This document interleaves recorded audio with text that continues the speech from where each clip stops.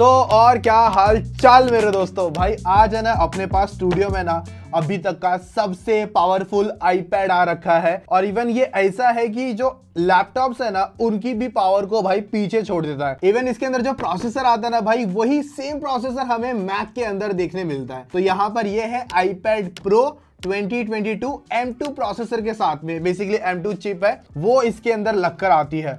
और ये कितनी ज्यादा तगड़ी है वो सब हम लोग देखेंगे। और लकीली भाई मेरे पास है ना आईपैड एयर है 5th जनरेशन, और इसके अंदर है ना M1 लग कर आता है। तो M1 और M2 दोनों में कितना ज्यादा डिफरेंस है वो सब यहाँ पर चेक करूंगा और ये बताऊंगा कि रियल परफॉर्मेंस कितनी अलग है, कितनी ज्यादा आपको इस भाई साहब पे प्रायोरिटी रखनी चाहिए, नहीं रखनी चाहिए, मतलब सब डिटेल में हम लोग बात करेंगे। इसकी पावर भी नापेंगे किस तरीके से आता है। अनबॉक्सिंग एक्सपीरियंस में एक्चुअली स्टोर पे गया था आईसेल पर, और वहां से मैंने इसे ना बाय कर लिया। और जिसको मैंने कैमरा दिया था ना भाई, उसने रिकॉर्डिंग ही नहीं किया।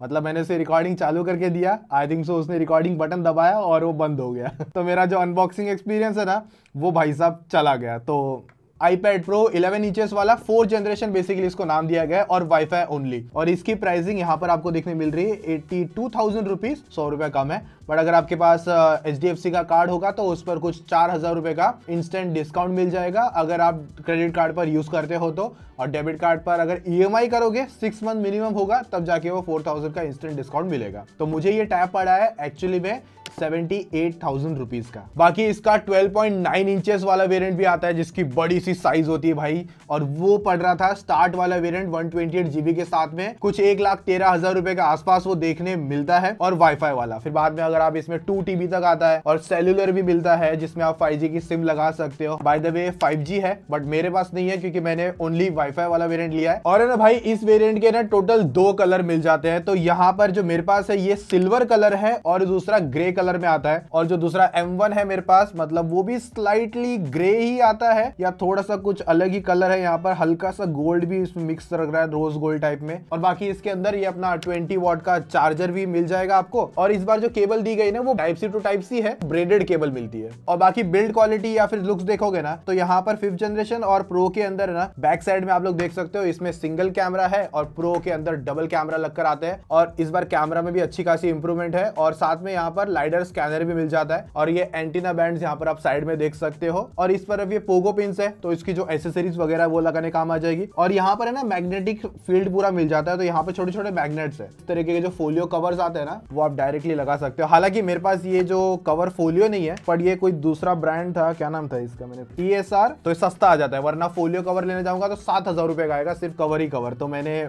नहीं लिया, मैंने सोचा ये मेरा काम हो जाएगा इसमें। तो इसमें इस तरीके से कुछ ये मैग्नेटिक जाके चिपक जाता है आपका मस्त में, और ये बन जाएगी मस्त वाली बुक। और साथ ही साथ है ना iPad 10th जनरेशन भी लॉन्च हुआ था, और वो कुछ समवेयर 45,000 रुपीज या 44,000 पर आता है। और उसके अंदर A14 बायोनिक चिप आती है। उसको मैंने अभी तक रिव्यू करने का कोई प्लान नहीं बनाया है, तो मुझे थोड़ा लग रहा है वो ओवर प्राइस्ड है, दैट्स व्हाई मैंने सोचा नहीं कि उसको लेना सही रहेगा। बट अगर आपको लगता है उसकी भी वीडियो देखनी, उसका भी रिव्यू चेकआउट करना है मेरी तरफ से, तो भाई कॉमेंट में लिख डालना, मैं बना दूंगा। और इस बार देखो iPad Pro के डिजाइन में ना यहाँ पर जो कैमरा है ना वो इस तरफ ही दे रखा है, जबकि ये जो 10th जनरेशन नया लॉन्च किया था ना उसमें ना कैमरा इस तरफ है। तो जब आप कॉल ले रहे हो या फिर मीटिंग वगैरह में हो तो डायरेक्ट इधर ही सीधा देखना पड़ता है, तो उसमें टेंशन नहीं होता। बट जब साइड में कैमरा चला जाता है, फॉर एग्जांपल, तो मुझे यहाँ पर देखूंगा तो जब मैं बात करूंगा तो इस तरफ देखूंगा, बट सामने वाले को लगेगा मैं कहीं और देख रहा हूँ। तो यहाँ पर देखूंगा तब उसको लगेगा सही देख रहा हूँ, बट जबकि टेक्निकली थोड़ा गलत हो जाता है। और यहाँ पर वाइडर एरिया भी मिल जाएगा आपको। बाकी डिजाइनिंग लाइनअप वही अपना सेम पुराना जैसा मिल जाता है iPad Pro। बाकी नीचे की तरफ Type-C का पोर्ट है, वो एक प्लस पॉइंट है यहाँ पर। और बाकी ये पूरी चेसी है ना, ये एल्यूमिनियम फ्रेम आता है जो काफी मस्त बिल्ड क्वालिटी के साथ में आता है, इवन साइड फ्रेम्स हो गया। और हाँ, ये जो एरिया है ना यहाँ पर आप अपनी जो 2nd जनरेशन एप्पल पेंसिल है ना वो लगा सकते हो कुछ इस तरीके से। तो ये iPad Air 5 है, ये 2nd जनरेशन पेंसिल है। यहाँ पर अगर मैं चलाऊंगा तो यहाँ पर कुछ ऐसा ना होवर जैसा कुछ नहीं होता है अगर मैं थोड़ा सा डिस्टेंस पे रखता हूँ तो। बट यही हमारे पास जो प्रो भाई साहब है M2 के साथ वाले, तो इसको अगर मैं यहाँ पर अगर होवर करता हूँ ना तो एप्लीकेशन देख रहे हो ना बाउंसी हो रही है। तो यहाँ पर आप लोग देख सकते हो मस्त में ऐसा होवर हो रखा है, और ये पॉपअप होके आते हैं। तो ये भी काफी मस्त ऐसा सॉफ्टवेयर वाला पार्ट है, काफी इंटरेस्टिंग लगता है। तो कितना डिस्टेंस पर है ध्यान से अगर देखोगे तो अब जाके ये प्रॉपर आ जाता है। मतलब ये कुछ अगर नंबर्स में बताएंगे ना तो एप्पल ने कहा था कुछ 12 mm पर ये पूरा डिटेक्ट कर लेगा होवर वाला पार्ट, जैसे आप लोग देख सकते हो। और मस्त जब ये क्लोज आने लगता है ना, इसमें ना जो रेड है ना मतलब वो फेड इन चालू हो जाता है कि भाई यस मैं क्लोज आ चुका हूं। तो ऑलमोस्ट समझ के चल लो एक फिंगर अपना ये जो इतना एरिया है ना ये मतलब मेरे अगर उंगली अगर देखोगे तो उस हिसाब से उतने डिस्टेंस पे कवर करना चालू कर देता है। और ये यूजफुल होगा मोस्ट ऑफ जो ग्राफिक डिजाइनिंग का काम करते हैं, जो स्केचिंग वेचिंग करते हैं, उनके लिए थोड़ा सा ज्यादा मतलब बोलते हैं ना प्लस पॉइंट हो जाएगा कि यस हाँ मेरा ब्रश कहाँ पर काम कर रहा है एंड ऑल वगैरह वो सब चीजें। हालांकि ये ओल्ड जनरेशन में दे सकते हैं, कोई हार्डवेयर वाला पार्ट तो नहीं है, सॉफ्टवेयर देखिए ही बस कर देना है, पर ये करेंगे नहीं।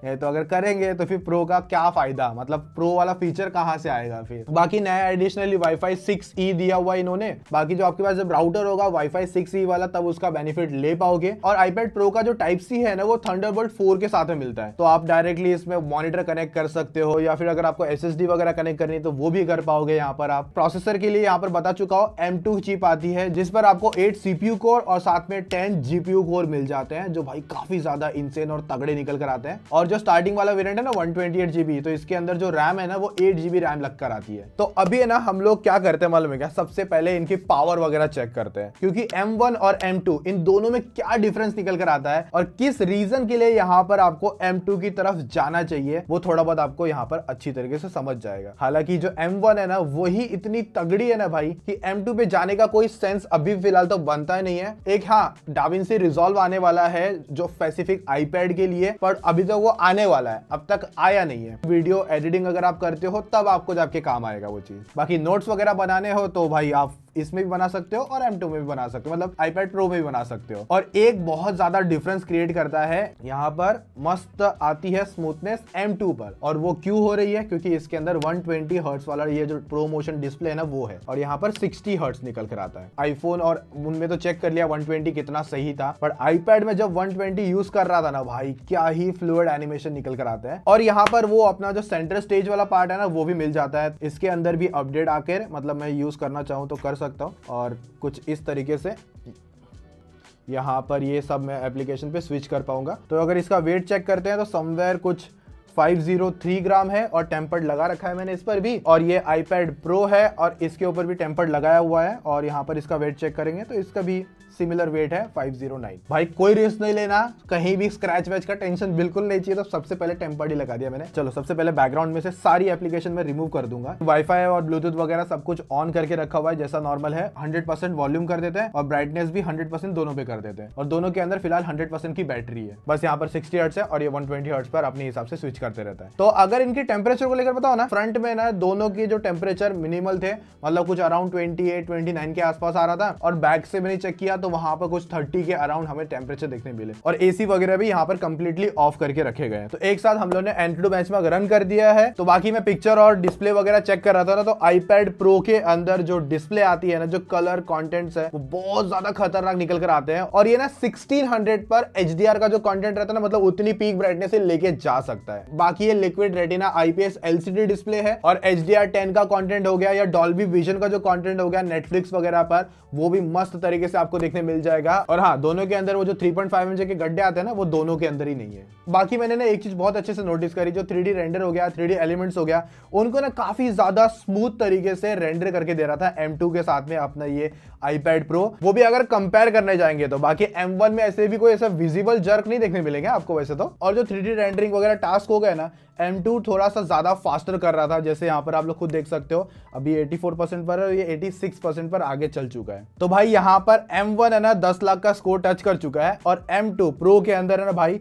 12 लाख का स्कोर यहाँ पर निकल कर आया, जो भाई मैंने अभी तक किसी डिवाइस में नहीं देखा इतना ज्यादा हाईएस्ट स्कोर। बहुत तगड़ा भाई। एक काम करते हैं, फिर से एक बार और टेस्ट करते हैं और ये देखते हैं कि यहाँ पर कुछ थ्रॉटल होता है कि नहीं, इन स्कोर से और नीचे जाता है कि नहीं जाता। लेट्स सी क्या होता है। और टेम्परेचर में भी थोड़ा बढ़ोतरी होगी ना, वो भी देखना है। सो अभी टेस्ट निकल चुका है, और अगर यहाँ पर अब देखेंगे ना बहुत ज्यादा डिफरेंस आ चुका है, क्योंकि M1 में 9,94,000 स्कोर आ गया, और वहीं iPad Pro के अंदर 12 लाख का स्कोर आ चुका है। सो अगर इनके प्रीवियस स्कोर से मैच करोगे तो यस ऑफ कोर्स थोड़ा सा डिप देखने मिला है मुझे। और एक चीज मैंने और नोटिस की है, जो M1 की जो स्क्रीन है ना वो डल हो चुकी है। हालांकि 100% यहाँ पर मैंने रखा हुआ है, बट ना स्क्रीन की ब्राइटनेस को उसने डल कर दिया ताकि थ्रॉटल वगैरह ज्यादा ना करे। बट जो प्रो है ना उसके अंदर ये चीज देखने नहीं मिल रही है। तो iPad M1 के अंदर अगर ध्यान से देखोगे ना तो फोन थोड़ा सा वार्म टोन पे चला गया है, मतलब अंदर से हल्का सा हीट हो रखा है। और वहीं अपना जो M2 है उसके अंदर टेम्परेचर थोड़ा सा ज्यादा है, 33 डिग्री के आसपास, बट फिर भी यहाँ पर इसने इस चीज को अच्छे से मेंटेन किया हुआ है हीटिंग को लेकर। और वहीं अगर बैक से चेक करें तो बैक साइड से तो दोनों तो मुझे नॉर्मल दिखाई दे रहे हैं। इवन iPad Air भी नॉर्मल नॉर्मल लग रहा है 32 डिग्री के आसपास, और iPad Pro भी कुछ अराउंड 33 के, मतलब 1-2 डिग्री का फर्क देखने मिल रहा है बस। अगर बाकी नॉर्मली अगर देखो ना तो उतना ज्यादा मुझे हीटिंग देखने नहीं मिल रही, दोनों पे सेम टेम्परेचर ही लग रहे हैं इन हैंड फीलिंग तो बस। तो यहाँ पर Geekbench 5 का भी टेस्ट कर लिया गया है, और सिंगल कोर और मल्टी कोर दोनों के अंदर M2 विन करता है, जैसे आप लोग खुद स्कोर देख के चेकआउट कर सकते हो। बट सबसे ज्यादा मतलब बोलते ना पावर मिली गई है ना, वो भाई आती है GPU स्कोर पर। यहाँ पर M1 में 21,000 का GPU स्कोर है, और वहीं 33,000 का GPU स्कोर मिलता है हमें M2 के अंदर। और मैं आपको बता भी रहा था स्टार्ट में कि जो GPU रेंडरिंग पावर है ना, वो बहुत ज्यादा अच्छी देखने मिल रही है हमें M2 के साथ में। तो भाई यहाँ पर जो नंबर्स निकल कर आया ना भाई, वो तो लिटरली खतरनाक निकल कर आते हैं M2 पर। अभी हम लोग नेक्स्ट अगर कुछ हेवी चलाए, इससे भी ज्यादा जो हेवी होता है, 3D मार्क का टेस्टिंग स्टार्ट करते हैं, वाइल्ड लाइफ टेस्ट का, और ये 20 मिनट का पूरा एनिमेशन लूप होगा। तो यहाँ पर दोनों ही टैबलेट है ना 30 to 31 डिग्री के आसपास देखने मिल रहे हैं। अभी अगर देखोगे ना, यहाँ पर जो ओवरऑल स्कोर है 371 है M1 के अंदर, और जो अपना M2 है वहां पर 6122 का स्कोर है। और वहीं एवरेज फ्रेम रेट भी देखोगे तो वहां पर 22 FPS है, और M2 के अंदर हमें 36 एवरेज FPS मिल रहा है। तो बेसिकली M1 से तो ऑफ कोर्स ज्यादा निकल कर आ रहे हैं। बाकी मैंने यहाँ पर टेम्परेचर वगैरह भी चेक किए तो ऑलमोस्ट ना सिमिलर निकल कर आ रहे थे। तो ये जो टेस्ट करते करते मुझे ऑलमोस्ट समझ लो 1.5 घंटे के ऊपर हो चुका है, मतलब 1.5 घंटे से शूट चालू है। मैंने आपको स्टार्ट में बताया था ना कि दोनों के अंदर 100% की बैटरी है, और ब्राइटनेस में 100% करके रखी हुई है। तो M1 के अंदर मतलब iPad Air के अंदर जो बैटरी अभी फिलहाल है वो 62% पर आ रखा है। M2 है वहां पर इसकी बैटरी 60% पर आ चुकी है, क्योंकि iPad पे जो बैटरी है ना ज्यादा डिफरेंस नहीं है, कुछ 7500 mAh की बैटरी है प्रो पर। और यहाँ पर M1 के अंदर जो एयर है मेरे पास 5th जनरेशन, इसके अंदर भी कुछ 8000 के अंदर कुछ बैटरी आती है। बाकी अपना जो प्रो भाई साहब है ना, इसके अंदर Wi-Fi 5.3 भी दे रखा है, तो वो भी एक अच्छा है, क्योंकि जो 2nd जनरेशन एयरपॉड्स है ना, वो भी Wi-Fi 5.3 पर मिल जाते हैं। वाइड रेंज भी मस्त में निकल कर आ जाएगी। जो एयर के अंदर 5th जनरेशन है, इसके अंदर टच ID मिलता है, बट यहाँ पर प्रो पर है ना इन्होंने टच ID निकाल दिया है, और इसको है ना फेस ID पे कर दिया है। बाकी जो स्पीकर है ना भाई, यहाँ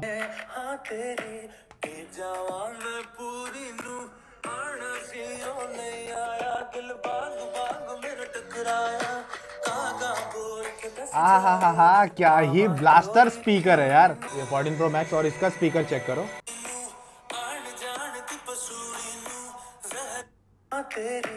हा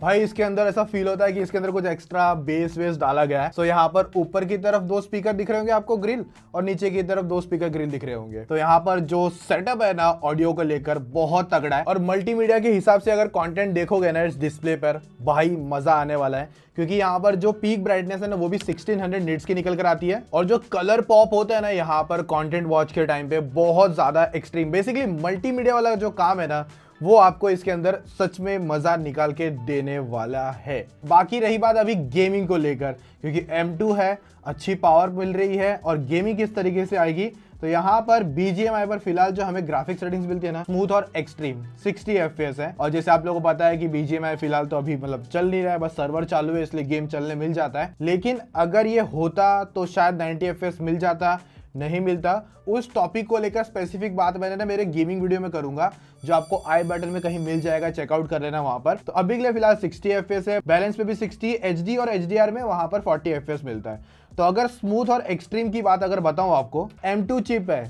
कोई टेंशन नहीं, मस्त तगड़ा 60 FPS निकाल के देता है। और मैंने इसे ना ओवरऑल 1 दिन के ऊपर टेस्ट किया है, क्योंकि आके तो 1 दिन के ऊपर हो चुका है। ऐसे नहीं कि फर्स्ट डे ऐसे कुछ भी करके वीडियो डाल दिए, नहीं ऐसा नहीं किया। तो यहाँ पर 60 FPS की गेमिंग आपको अच्छे से मिल जाएगी। आप लोगों को डिटेल FPS में प्रॉपर चेक करना है तो आई बटन या फिर डिस्क्रिप्शन में वीडियो का लिंक मिल जाएगा। बाकी रही बात इनके कैमरास को लेकर, तो बेसिकली यहाँ पर मेन जो कैमरा है 12 मेगापिक्सल का है, और दूसरा जो सेकेंडरी कैमरा है वो अल्ट्रा वाइड 10 मेगापिक्सल के साथ में आता है, और जो सेल्फी कैमरा है ना यहाँ पर वो हमें मिलता है 12 मेगापिक्सल का। बाकी वीडियो रिकॉर्डिंग अगर देखोगे तो 4K एट 60 FPS में मैक्स वीडियो शूट कर सकता है बैक एंड फ्रंट कैमरा पर, और फ्रंट कैमरा पर 1080p 60 FPS की वीडियो ले सकता है। और वहीं अपना जो मेन कैमरा है यहाँ पर, वहां पर ये 4K एट 60 FPS की वीडियो खींच सकता है।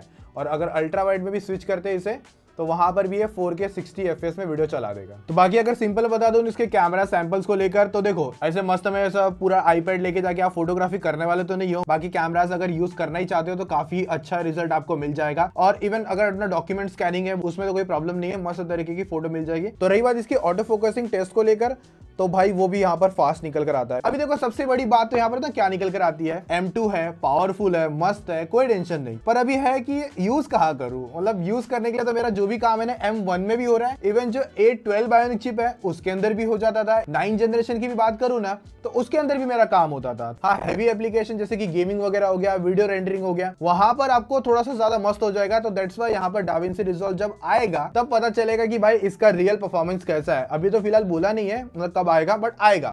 जो इसका लास्ट जनरेशन आता है ना फॉर मतलब iPad Pro जो लास्ट कुछ 1-1.5 साल पहले लॉन्च हुआ था, उसकी तरफ भी आप लोग जा सकते हो। पैसा भी बच जाएगा और ऑलमोस्ट सारी चीजें सेम निकल कर आ जाएगी। और हाँ, इसके अंदर वो लाइडर स्कैनर भी आता है, तो आपको 3D मॉडलिंग जो स्कैनिंग वेनिंग करना होता है ना इंटीरियर डिजाइन वगैरह के लिए, तो वो सब चीजें भी आप लोग कर पाओगे। तो एट द एंड में तो क्या कहूंगा, अगर आप लोग के पास मैकबुक है फिर इसको लेते हो तो एक बेनिफिट भी बनता है, क्योंकि इसे एज अ सेकेंडरी मॉनिटर भी यूज कर पाओगे। कलर ग्रेडिंग वाला पार्ट हो गया, जो टच स्क्रीन वाला पार्ट हो गया, जो आप मैकबुक में नहीं कर सकते, वो इसके साथ कर पाओगे। बाकी विंडोज यूजर के लिए ऐसा कोई स्पेसिफिक रीजन नहीं है, क्योंकि वहां पर कनेक्टिविटी के लिए बहुत सारे प्रॉब्लम हो जाते हैं। डुएट एप्लीकेशन है बट वो कभी कभी ढंग से चलती है और कभी ढंग से नहीं चलती है, तो मुझे उसको लेके थोड़ा सा प्रॉब्लम है। बाकी मैकबुक के साथ में आराम से काम करेगा। और अगर आप लोग सोच रहे हो कि मैकबुक की जगह ये ले लूं, तो देखो मैकबुक में आप लोग एक प्रॉपर फ्लेज मशीन मिलती है जहां पर वीडियो एडिटिंग, आफ्टर इफेक्ट्स वगैरह हो गए, वो प्रॉपर तरीके से कर पाओगे, वो प्रॉपर कंप्यूटर है। बट यहाँ पर कुछ ऐसी चीजें हैं जो टच स्क्रीन है लेकिन वो मैकबुक टच स्क्रीन नहीं है, तो वहां पर वो डिफरेंस निकल कर आ गया। बाकी हाँ, लाइटरूम एप्लीकेशन अगर यूज करते हो तो इसके अंदर भी डायरेक्टली यूज कर पाओगे, टचिंग वॉचिंग के साथ में। डिस्प्ले के कलर्स भी अच्छे हैं, तो पॉप पूरा मस्त निकल कर आ जाएगा। तो ये ऐसे कुछ रीजंस है। बाकी हाँ, आपके पास पैसा है, आपको खरीदना ही है तो खरीद लो, वरना कोई टेंशन नहीं है। बट M2 का ऐसा स्पेसिफिक ऐसा कोई रीजन मुझे नहीं लग रहा है कि आपको ये बोलूं कि इस चीज के लिए आप लोग ले लो। गेमिंग तो भाई M1 में भी मस्त चल रही है, इवन A15 में मस्त चल रही है। 16 थोड़ा बहुत बगी है, FPS ड्रॉप करता है। iPhone 14 Pro Max के साथ ये इशू हो रहा है। तो भाई ये मेरे सारे थॉट्स थे, लंबी वीडियो थी, सब कुछ डिटेल में बताने की कोशिश करी गई है। होप सो यहाँ पर ये मेरा एफर्ट आप लोग को पसंद आएगा, और पसंद आया रहेगा तो वही लाइक शेयर सब्सक्राइब वगैरह कर देना। अगर आप लोग कंफ्यूज हो कि iPhone 13, 14, 14 प्लस कौन सा लूं, तो मैंने उसका एक मस्त डिटेल कंपैरिजन बनाया, तो यहाँ पर क्लिक करो और पहुंच जाओगे इस वीडियो पे। बाकी मिलेंगे और इंटरेस्टिंग वीडियोस में, तो अभी के लिए take care, tata, bye bye, जय हिंद।